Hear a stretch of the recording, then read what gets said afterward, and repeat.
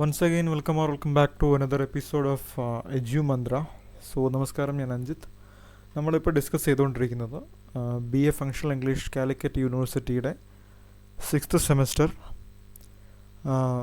Creative writing എന്ന് പറയുന്ന പേപ്പറിലെ first മൊഡ്യൂളാണ്. First മൊഡ്യൂളിൽ നമ്മൾ ഇനി അടുത്ത് ഡിസ്കസ് ചെയ്യാൻ പോകുന്ന ടോപ്പിക് എന്ന് പറയുന്നത് പ്ലേജറിസം ആണ്. Okay, so what is plagiarism. Okay, അപ്പോൾ എന്താണ് പ്ലജറിസം? അതൊരു കോപ്പി അടിയാണ് അല്ലേ. കോപ്പി ചെയ്യുക, മറ്റൊരാളുടെ വർക്കിനെ കോപ്പി ചെയ്യുക. നമ്മൾ എക്സാം ഹാളിലൊക്കെ നമ്മുടെ കൂടെ ഇരിക്കുന്ന ആളുടെ എക്സാം പേപ്പർ നോക്കി എഴുതാറില്ലേ. ഓക്കെ, അതുപോലെ നമ്മൾ ചെറുതായിട്ട് എന്താ പറയുക, മൈക്രോ പ്രിൻ്റ് എടുത്തിട്ട് നമ്മൾ എടുത്തിട്ട് വെച്ചിട്ട് എഴുതാറില്ലേ. സോ അതുപോലെ ഈ ലിറ്ററേച്ചർ വേൾഡിൽ ഞാൻ എല്ലാവരെയും ചേർത്ത് പറയുകയല്ല, അങ്ങനെ ചെയ്യുന്ന ആളുകളുണ്ട് അല്ലേ. അപ്പം പിന്നെ ഈ ലിറ്ററേച്ചർ വേൾഡിൽ ഇത്തരം ആയിട്ട് എന്ത് ചെയ്യാം, കോപ്പി അടികളെക്കുറിച്ചാണ് നമ്മൾ പ്ലേജറിസം എന്ന് പറയുന്നത്. ഓക്കെ, അപ്പോൾ കോപ്പി അടി എന്ന് പറയുന്നതിന് പകരം പ്ലേജറിസം. ഓക്കെ, സോ എന്താണ് പ്ലേജറിസം എന്ന് പറഞ്ഞാൽ ആ വാക്കിൻ്റെ മീനിങ് എന്ന് പറയുന്നത് കോപ്പി അടിയാണ് എന്നുള്ളത് നിങ്ങൾ ഓർത്ത് വയ്ക്കുക. ഓക്കെ, അങ്ങനെ ഓർക്കുമ്പോൾ നിങ്ങൾക്ക് അത്യാവശ്യം ഇംഗ്ലീഷൊക്കെ അറിയുന്ന കുട്ടികൾക്കാണെങ്കിൽ കാര്യങ്ങൾ എന്തെങ്കിലുമൊക്കെ എഴുതി വെച്ചിട്ട് എക്സാമിന് പാസ്സാവാനായിട്ട് സാധിക്കും. Okay, so it is the act of using someone else ideas or works without giving them proper credit. Okay, അതായത് ഇത് എന്ന് പറയുന്നത് മറ്റൊരാളുടെ ഐഡിയാസോ അല്ലെങ്കിൽ മറ്റൊരാളുടെ വാക്കുകളോ അല്ലെങ്കിൽ എഴുത്തുകളോ ഒക്കെ നമ്മുടെ വർക്കിൽ ഉപയോഗിക്കുക. അത് പ്രോപ്പറായിട്ട് അത് ഇന്ന ആളുടേതാണ് എന്ന് പറയാതെ അല്ലെങ്കിൽ അതിൻ്റെ പ്രോപ്പർ ക്രെഡിറ്റ് കൊടുക്കാതെ നമ്മളുടെ വർക്കിൽ ഉപയോഗിക്കുന്നതിനെയാണ് എന്താ പറയുക, പ്ലേജറിസം എന്ന് പറയുന്നത്. ഓക്കെ, സോ നമ്മൾ ഇപ്പം പല കൃതികളൊക്കെ ഇറങ്ങുന്ന സമയത്തൊക്കെ കോപ്പിയടി വിവാദം എന്നൊക്കെ പറഞ്ഞിട്ട് ഒരുപാട് ന്യൂസിൽ കേൾക്കാറുണ്ട് അല്ലേ.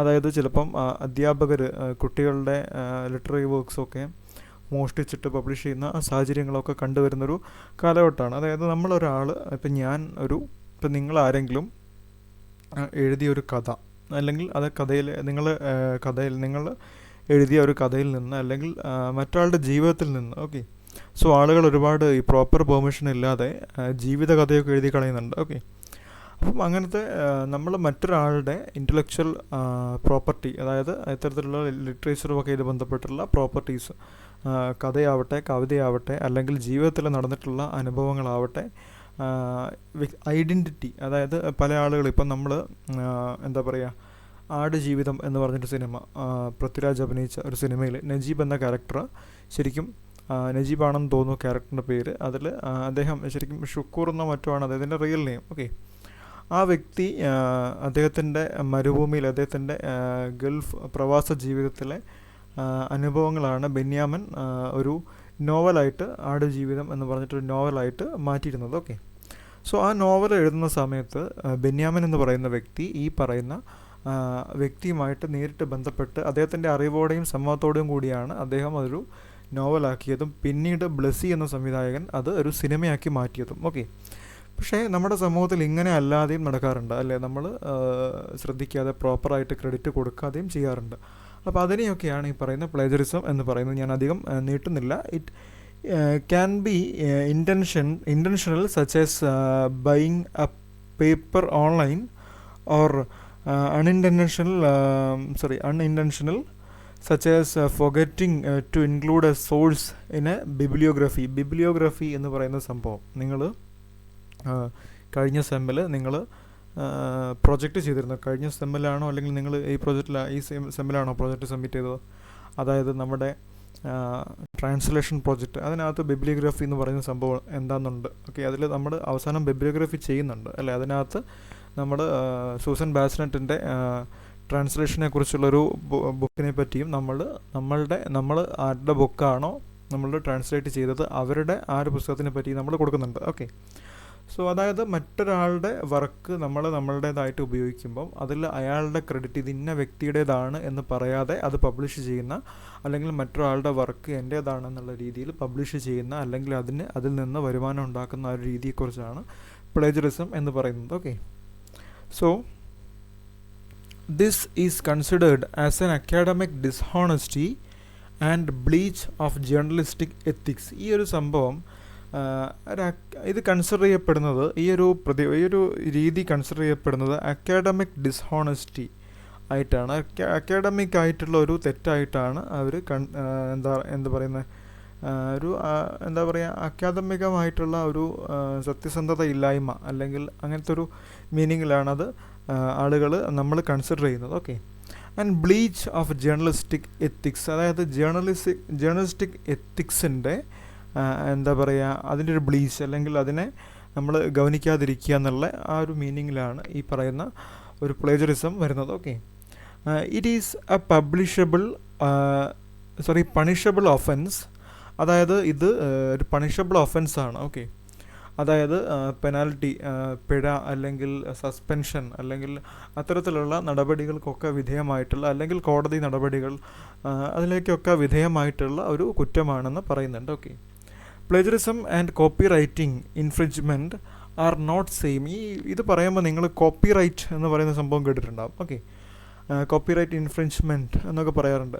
അതും ഇതും തമ്മിൽ വ്യത്യാസമുണ്ട്. ഓക്കെ. അത് നമുക്ക് കോപ്പിറൈറ്റിനെ കുറിച്ച് നമ്മൾ പിന്നീട് വരുന്ന ക്ലാസ്സുകളിലൊക്കെ നമ്മൾ പഠിക്കും. Okay. So are not same and many types of plagiarism do not considered as copyright infringement, അതായത് കോപ്പിറൈറ്റ് ഇൻഫ്രിഞ്ച്മെൻറ്റിൽ പെടാത്ത പ്ലേജറിസംകളും ഉണ്ട്. Okay. So plagiarism is the representation of another person's language, thoughts, ideas or expressions as one's own original work. അതായത് plagiarism, എനിക്ക് തോന്നുന്നു ഒരു simple 2 മാർക്കിന് ചോദിച്ചു കഴിഞ്ഞാൽ നിങ്ങൾക്ക് ഈ ഒരു പോയിന്റ് എഴുതി വെച്ചാൽ തന്നെ മാർക്ക് കിട്ടും. ഓക്കെ.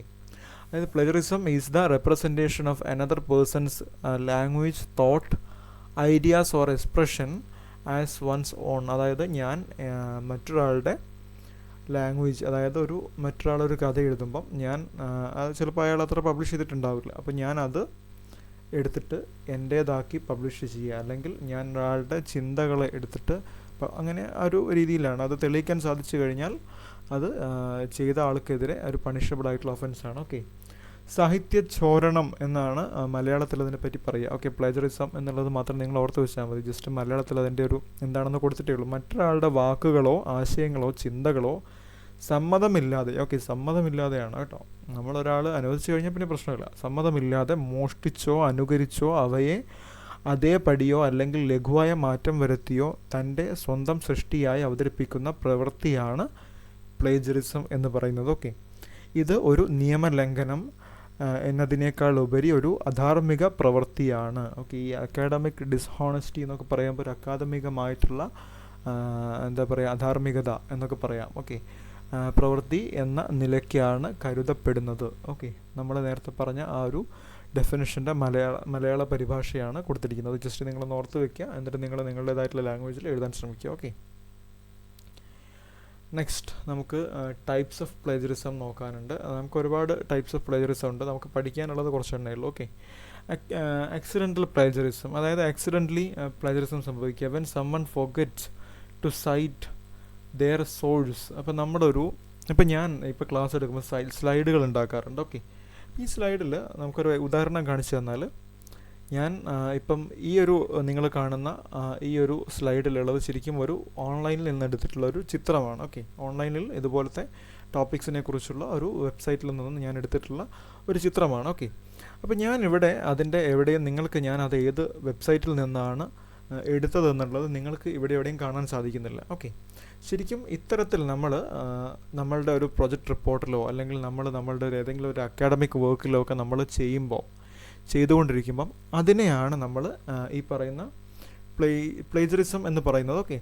അത് ചിലപ്പം നമ്മൾ പെട്ടെന്ന് ചിലപ്പോൾ ഞാനിപ്പം വർക്ക് ചെയ്ത സമയത്ത് ഞാൻ ചെയ്തിട്ടില്ല. ഓക്കെ.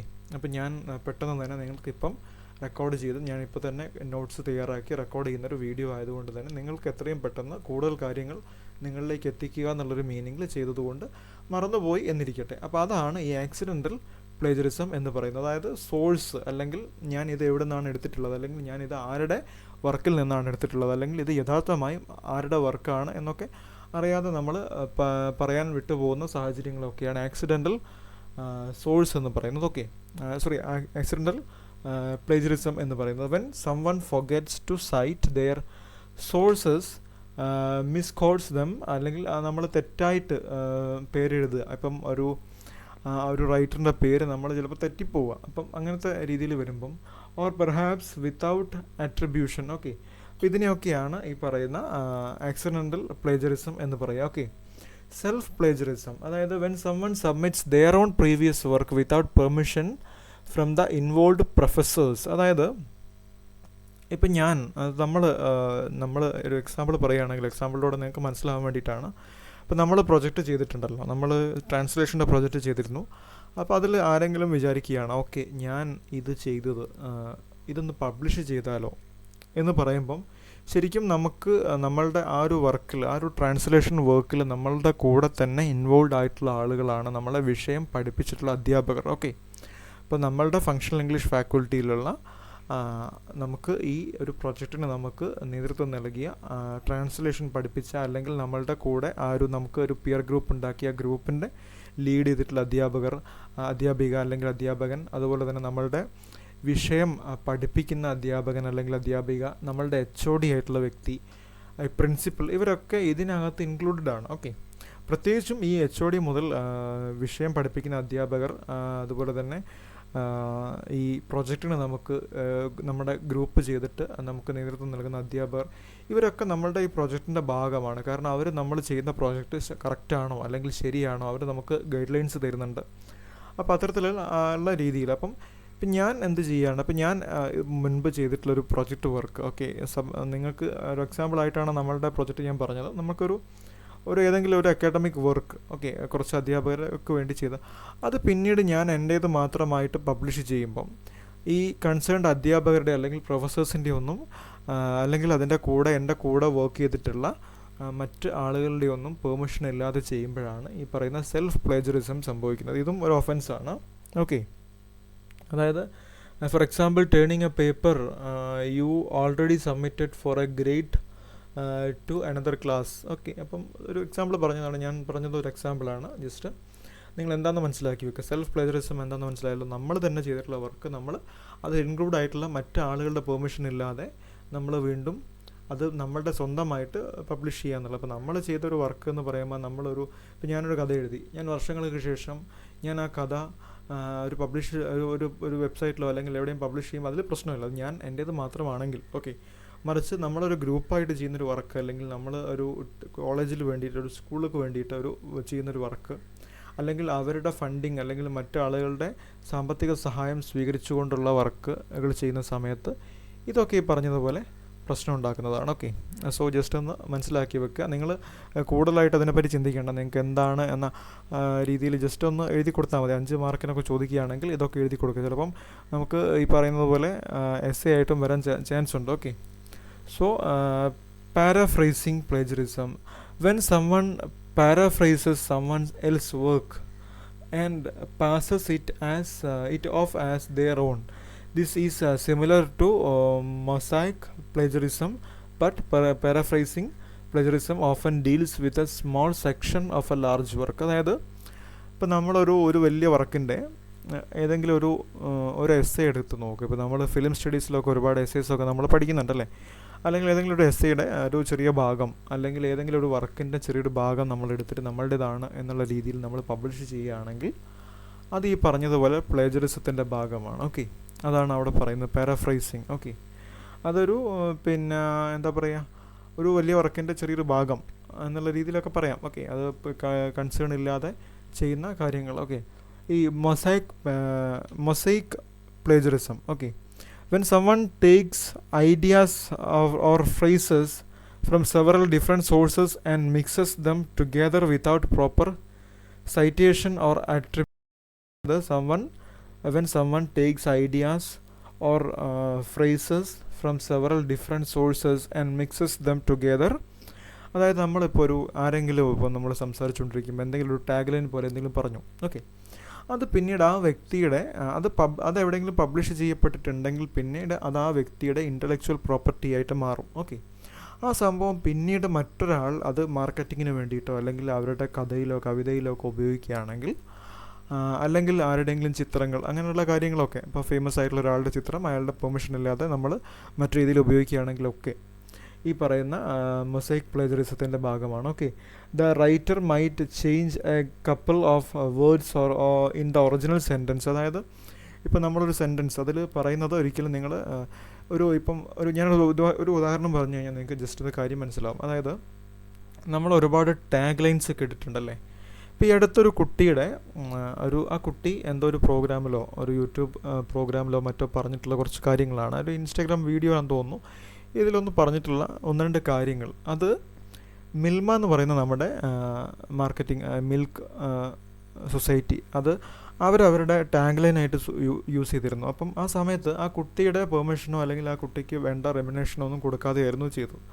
അപ്പോൾ അവർ രക്ഷിതാക്കൾ കോടതിയിൽ പോയി, അല്ലെങ്കിൽ സോഷ്യൽ മീഡിയ തന്നെ അത് കുത്തിപ്പൊക്കി ഒരു വിഷയമാക്കിയപ്പോൾ കോടതിയിൽ പോവുകയും ആ ടാഗ് ലൈൻ മാറ്റണം എന്ന് പറയുകയും ചെയ്തു. അപ്പം അത് ആ കുട്ടിയുടെ എന്താ പറയുക ഇൻ്റലക്ച്വൽ പ്രോപ്പർട്ടി ആയിരുന്നു. ഓക്കെ, അപ്പോൾ അതുപോലെയുള്ള കാര്യങ്ങൾ, അതായത് ഒരാളുടെ അല്ലെങ്കിൽ ആരുടെയെങ്കിലും ഐഡിയാസ്, ഇപ്പം ഞാനൊരു ഐഡിയ പറഞ്ഞു ഇങ്ങനെ ചെയ്യാം, ഓക്കെ, അപ്പോൾ അതെൻ്റെ പെർമിഷൻ ഇല്ലാതെ മറ്റൊരാൾ അത് പ്രാവർത്തികമാക്കുകയാണ്. അപ്പോൾ ഞാൻ ഒരു പുതിയൊരു ഇൻവെൻഷൻ കണ്ടെത്തുകയാണെന്ന് വിചാരിച്ചു, എന്തെങ്കിലും ഒരു മെഷീൻ കണ്ടെത്തുകയാണെന്ന് വിചാരിച്ചു. അപ്പോൾ ഞാൻ അതിങ്ങനെ ചെയ്തുകൊണ്ടിരിക്കുന്ന സമയത്ത് ഇത് കണ്ട് മനസ്സിലാക്കി ഞാനത് മറ്റൊരാളത് ചെയ്തിട്ട് ഞാൻ അത് പബ്ലിഷ് ചെയ്യുന്നതിന് മുൻപ് തന്നെ അയാളത് ചെയ്യുകയാണെങ്കിൽ എനിക്ക് വേണമെങ്കിൽ എൻ്റെ കയ്യിലുള്ള തെളിവുകളൊക്കെ വെച്ചിട്ട് എനിക്ക് ലീഗലി മൂവ് ചെയ്യാൻ പറ്റും. അതിനെയാണ് ഈ മൊസൈക്ക് പ്ലെജറിസം, ആ ഒരു ആക്ടിനെയാണ് ഈ മൊസൈക്ക് പ്ലെജറിസം എന്ന് പറയുന്നത്. അത് നമുക്കൊരു ഫ്രേസ് ആവാം, ഒരു ഐഡിയ ആവാം, അല്ലെങ്കിൽ ഒരു സെൻറ്റൻസ് ആവാം. ഓക്കെ, അപ്പോൾ ആ സെൻറ്റൻസിൽ ചെറിയ മാറ്റങ്ങളൊക്കെ വരുത്തിയിട്ടുള്ള രീതിയിലാവാം, അതിനെ ഓർമ്മിപ്പിക്കുന്ന രീതിയിൽ അതിന് ചെറിയ മാറ്റങ്ങളൊക്കെ വരുത്തിയിട്ടുള്ള രീതിയിലൊക്കെ ചെയ്യുന്നതൊക്കെ ആവാം. ഇപ്പോൾ നമ്മൾ ഒരുപാട് ടാഗ് ലൈൻസ്, ഇപ്പം നമ്മുടെ ഈ പൊളിറ്റിക്കൽ സിനാരിയോസിലൊക്കെ ഒരുപാട് ടാഗ് ലൈൻസൊക്കെ വരുന്ന ഒരു കാലഘട്ടമാണ്. ഓക്കെ, അപ്പോൾ ഇതൊക്കെ മറ്റൊരാൾ എന്തെങ്കിലും കാര്യത്തിൽ, ഇപ്പോൾ നമ്മൾ മച്ചാനെ പൊളിയല്ലേ നമ്മൾ കോവിഡ് സമയത്ത് ഒരാൾ ഭക്ഷണത്തിൻ്റെ കാര്യം രാവിലെ ഉപ്പേരി അങ്ങനെയൊക്കെ പറഞ്ഞിട്ടുള്ള സംഭവം, ഇതൊക്കെ പിന്നീട് മൂവീസിലടക്കം വന്നിട്ടുണ്ട്. അപ്പം ആ സമയത്തൊക്കെ ആ വ്യക്തികളെ അവർ കൺസേൺ ചെയ്തിട്ടില്ലെങ്കിൽ അവർക്ക് വേണമെങ്കിൽ ലീഗലി മൂവ് ചെയ്യാം. അപ്പോൾ അതിനെയാണ് ഈ മൊസൈക്ക് പ്ലേജറിസം എന്ന് പറയുന്നത്. ഓക്കെ, ഇനി direct plagiarism, when someone takes another person's work and uses word for word without giving credit or using quotation marks. അതായത് ഇപ്പോൾ ഞാൻ ഒരു കവിത എഴുതി, ഓക്കെ, ഞാനൊരു കവിത എഴുതി, ആ കവിത ഒരു മാറ്റവും കൂടാതെ മറ്റൊരാൾ യൂസ് ചെയ്തിട്ട് അവരുടേതാണെന്ന് പറഞ്ഞിട്ട് അവർ മാർക്കറ്റ് ചെയ്യുക അല്ലെങ്കിൽ അവർ വിതരണം ചെയ്യുകയാണെങ്കിൽ, വേർഡ് ഫോർ വേർഡ് ഒരു മാറ്റവും വരുത്താതെ ചെയ്യുകയാണെങ്കിൽ അതിനെ ഡയറക്റ്റ്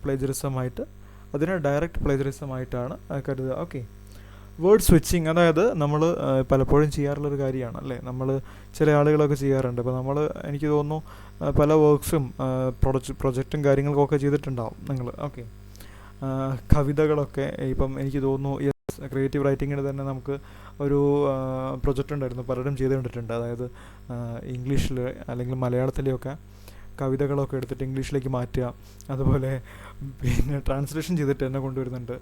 അതുപോലെ പലരും എന്താ പറയുക പല ഓൺലൈൻ സൈറ്റുകളിലൊക്കെ കവിതകളൊക്കെ പബ്ലിഷ് ചെയ്യുന്ന അത്തരത്തിലുള്ള സോഷ്യൽ മീഡിയ പ്ലാറ്റ്ഫോംസ് ഉണ്ട്. അപ്പം അവിടെയൊക്കെ കയറിയിട്ട് ഓരോ വാക്കുകൾ എടുത്തിട്ട് അവിടെയും ചെറുതായിട്ടൊന്ന് വാക്കുകൾ മാറ്റി കൊടുക്കുക. അതിനെയാണ് ഈ വേർഡ് സ്വിച്ചിങ് എന്ന് പറയുന്ന വാക്കുകളെ അങ്ങോട്ടും ഇങ്ങോട്ടും മാറ്റുക എന്നുള്ളതാണ്. അത് it means taking someone else writing and changing words here and there, or taking little bits of sentence without pointing out that you are using someone else ideas or and works. Okay, concealing source, not writing of clear source. നമ്മൾ പറഞ്ഞ ഒരു സംഭവം തന്നെ, നമ്മൾ നേരത്തെ പാരാഫ്രൈസിങ്ങിനെ കുറിച്ചൊക്കെ പറഞ്ഞൊരു point തന്നെയാണ്. Not writing clear source where you take drawing of somebody else. അതായത് ഇപ്പോൾ ഞാൻ നേരത്തെ പറഞ്ഞ കാര്യം അല്ലേ, ഞാൻ നേരത്തെ ഒരു ഇത് വെച്ചിട്ട് പറഞ്ഞിരുന്നല്ലോ, ആക്സിഡൻ്റൽ പ്ലെജറിസത്തെ പറ്റി പറഞ്ഞപ്പോൾ. ഇപ്പോൾ ഞാനൊരു ചിത്രം ഉപയോഗിച്ചിട്ടുണ്ട് ഇതിനകത്ത് അല്ലേ, ഇത് ശരിക്കും ഒരു ചിത്രമാണ്, അതായത് ഒരു ഫോട്ടോ ആണ്, ഇങ്ങനെ ചെയ്ത് വെച്ചിട്ടുള്ളൊരു ഫോട്ടോ ആണ്. അപ്പോൾ ഇത് ചെയ്യുമ്പം ഞാൻ ഇത് ഞാൻ എവിടെ നിന്നാണ് എടുത്തിട്ടുള്ളത്, അപ്പോൾ ഇതിൻ്റെ ഓഥർ എന്ന് പറയുന്നത് ഇത് ശരിക്കും ഏത് വെബ്സൈറ്റിലാണോ അവൈലബിൾ ആയിട്ടുള്ളത് ആ വെബ്സൈറ്റ് തന്നെയായിരിക്കും ഇതിൻ്റെ ഓഥർ എന്ന് പറയുന്നത്. ഓക്കെ, അല്ലെങ്കിൽ ഇത് ചെയ്തിട്ടുള്ള ഒരാൾ, അല്ലെങ്കിൽ നമ്മൾ ഇപ്പം കാവാലം നാരായണ പണിക്കരുടെ ഒരു കവിത അല്ലെങ്കിൽ അദ്ദേഹത്തിൻ്റെ ഏതെങ്കിലും ചിത്രം, അദ്ദേഹം ഒരു ആർട്ടിസ്റ്റും കൂടിയാണ്, അപ്പോൾ അദ്ദേഹത്തിൻ്റെ ഒരു ചിത്രം ഇങ്ങനെ എടുത്തിട്ട് ഞാൻ എൻ്റേതാണെന്ന് പറഞ്ഞിട്ട് ഏതെങ്കിലും ഒരു വർക്കിൽ ഞാനത് മാർക്കറ്റ് ചെയ്യുകയാണെങ്കിൽ ഉപയോഗിക്കുകയാണെങ്കിൽ അതിനെയൊക്കെ പറയാം. ഓക്കെ, അതായത് കൺസീലിംഗ് സോഴ്സ് എന്ന് പറയുമ്പോൾ ഡ്രോയിങ്ങിൻ്റെ കാര്യം മാത്രമല്ല പറയുന്നത്, എനിത്തിങ്. ഓക്കെ, നമ്മൾ സോഴ്സ് ഇന്ന സ്ഥലത്ത് നിന്ന് എടുത്തിട്ടുള്ളതാണ് അല്ലെങ്കിൽ ഇന്ന ആളുടെ ഇന്ന കൃതിയിൽ നിന്ന് എടുത്തിട്ടുള്ളതാണെന്ന് പറയാതെ ചെയ്യുന്നത് തന്നെയാണ് കൺസീലിംഗ് സോഴ്സ് എന്ന് പറയുന്നത്. ഓക്കെ, ഇനി കുറച്ച് അതർ ടൈപ്സ് ഓഫ് ഉണ്ട്. അതായത് യൂണിവേഴ്സൽ പ്ലേജറിസം ഉണ്ട്, ഇൻക്രിമെൻ്റൽ പ്ലേജറിസം ഉണ്ട്, ഗ്ലോബൽ പ്ലേജറിസം ഉണ്ട്. ഓക്കെ, അതിനെക്കുറിച്ചൊന്നും നിങ്ങൾക്ക് അധികം മനസ്സിലാക്കേണ്ട, നിങ്ങൾ ജസ്റ്റ് ഒന്ന് ഗൂഗിൾ ചെയ്ത് നോക്കുകയാണെങ്കിൽ നന്നാവും. ഓക്കെ, സോ നിങ്ങൾ ഈ ഒരു സ്ലൈഡ് കൂടെ നോക്കുക, ജസ്റ്റ് ഒന്ന് നോക്കുക. കംപ്ലീറ്റ് പ്ലേജറിസം എന്ന് പറഞ്ഞിട്ട് അതൊക്കെ ഓരോ രീതിയാണ്. ഓക്കെ, സബ്മിറ്റ് അതിനകത്ത് authors work in your name, അതായത് മറ്റൊരാൾ ചെയ്തിട്ടുള്ള വർക്ക് നമ്മളുടേതെന്നുള്ള രീതിയിൽ പബ്ലിഷ് ചെയ്യുന്ന സോഴ്സ് ബേസ്ഡ് പ്ലേജറിസം, അതായത് reference incorrect or non exist source, അതായത് നമ്മൾ ഒരു ആളുടെ മോഷ്ടിച്ചിട്ട് നമ്മൾ ഒരു റിയലായിട്ടില്ലാത്ത ഒരു സാങ്കല്പികമായിട്ടുള്ള ഒരാളുടേതാണ് ഇതെന്ന് പറഞ്ഞിട്ട് നമ്മൾ ചെയ്യുക. ഓക്കെ, അതുപോലെ തന്നെ ഡയറക്റ്റ് പ്ലേജറിസം നമ്മൾ പറഞ്ഞു, സെൽഫ് ഓർ ഓട്ടോ പ്ലേജറിസം നമ്മൾ പറഞ്ഞിട്ടുണ്ട്, ആൻഡ് പാരഫ്രൈസിങ് നമ്മൾ പറഞ്ഞിട്ടുണ്ട്. അതുപോലെ തന്നെ മൊസൈക്ക് പ്ലേജറിസം, ആക്സിഡൻ്റൽ നമ്മൾ ഇനാക്യുറേറ്റ് ഓതർഷിപ്പ് എന്ന് പറഞ്ഞിട്ട് authorship instead of acknowledgement to contribute vice versa. Okay, അപ്പോൾ അതിനെപ്പറ്റിയാണ് ജസ്റ്റ് ഒന്ന് വായിച്ചു നോക്കാം. ഓക്കെ, സോ ഇനി നമുക്ക് അടുത്തത് നോക്കാനുള്ളത് ഇൻ്റലക്ച്വൽ പ്രോപ്പർട്ടി റൈറ്റ് ആണെന്ന് തോന്നുന്നു. അത് നമുക്ക് അടുത്ത വീഡിയോയിൽ ചെയ്യാം. ഓക്കെ, സോ നിങ്ങൾ എജ്യുമന്ത്ര എന്ന് പറയുന്ന നമ്മുടെ ചാനൽ ആദ്യമായിട്ട് കാണുന്നവരാണെങ്കിൽ ചാനൽ സബ്സ്ക്രൈബ് ചെയ്യുക. നിങ്ങൾക്ക് BA ഫങ്ഷണൽ ഇംഗ്ലീഷിൻ്റെ വേണ്ട എല്ലാ റിസോഴ്സസും നമ്മളുടെ ചാനലിൽ അവൈലബിൾ ആയിരിക്കും. ഓരോ പേപ്പറിൻ്റെ പേരിൽ കറക്റ്റായിട്ട് എന്താ പറയുക പ്ലേലിസ്റ്റ് നമ്മളുടെ ചാനലിൽ അവൈലബിൾ ആണ്. അപ്പോൾ അതൊക്കെ യൂസ് ചെയ്തിട്ട് നിങ്ങൾ നന്നായിട്ട് പഠിക്കുക. Okay, so once again thank you very much for watching. അടുത്ത വീഡിയോയിൽ കാണാം. ഓക്കെ.